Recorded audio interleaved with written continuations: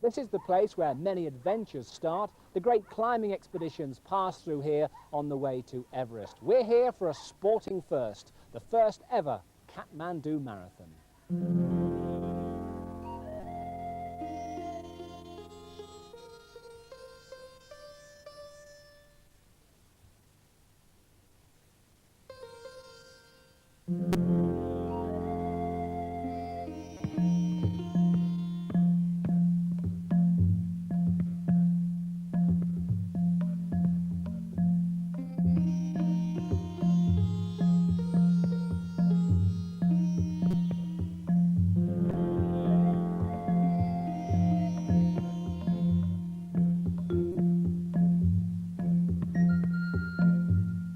For most, the biggest sporting quest in Nepal is to climb, to conquer the peaks of Everest, Annapurna and K2. But it's to the Kathmandu Valley, which lies in the shadow of the great mountain cathedrals, that the world of sport has brought a new challenge: marathon running. For the first time ever, Nepal is having a big race. And trekking down the streets of downtown Kathmandu is Jan Turner. From Oxford, he's travelled the world on a lifetime of adventure. For the past 2 years, he's been dreaming of bringing the marathon to Nepal. Now, he's planning the big day. I'd come here originally in '85 and started another race here, the Everest Marathon, and the worst thing about that race was that none of the Nepalese are either trained or could afford to do it. And they've got some fantastic runners in the valley. There's no finance for them to go anywhere to run. And it just seemed logical that if you set up a marathon, you could not only encourage marathon running and athletics, but at the same time, you could fund the athletes, because it's a poor country and they just don't have the money.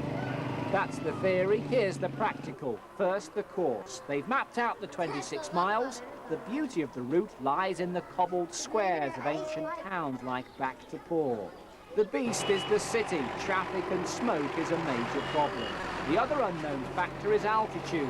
Kathmandu is over 4,000 feet high, and that's why race favourite Hugh Jones, the first Brit to win the London Marathon, has been out here for a week training. I think it's a bit of an unknown quantity for everybody, because it is at a certain amount of altitude, it's 4,300 feet.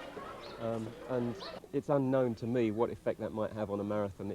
I suspect that it will just slow it all down without really having any obvious problems associated with, like severe heat does, for example. Hopefully that will come through it all right, just with a slower time. Jones and another top British runner, Ian Ellis, have been flown in. The rest of the field has to be recruited. The New York Marathon started with only 20, but when they gather for the pasta party on the eve of the race, 150 have been signed up. 18 nations are here. Kathmandu Marathon では何を? Det ved vi ikke nu. Vi skal flyve fra Bali i den. Sono felice di averti incontrato. 2 Central South runners have also turned up. Justin Scott's from Cirencester.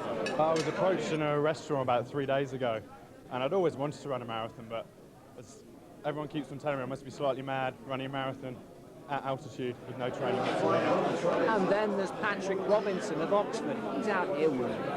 When was the last time you ran a marathon? In 1985 in Gloucester. A long time ago. And how did you fare then? Well, I fared reasonably well, about 256, 257, but I'm a few years older.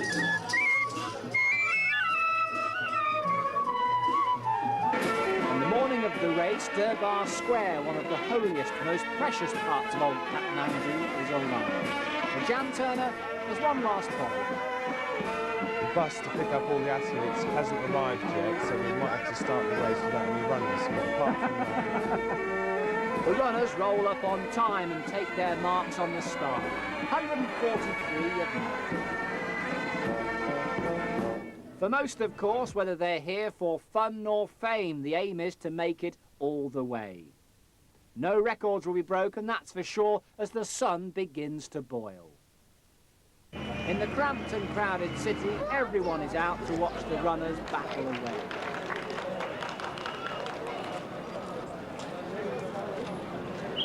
For the locals, life goes on until the race approaches.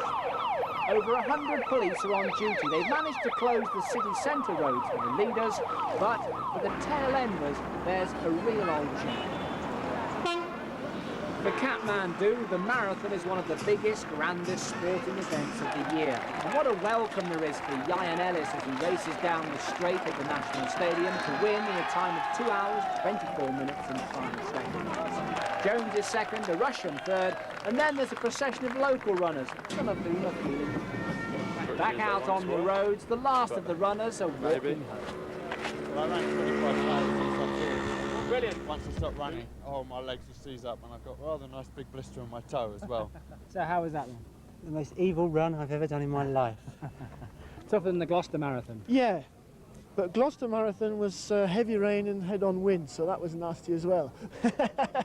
So far it's gone fantastic, I couldn't believe it. The word's going to go out now that comes to Kathmandu. Definitely This is the one, definitely. It's going to take them a few hours, a few days, possibly a few weeks to recover from running in the marathon, but believe it or not, they're already talking about and preparing for the next Kathmandu race.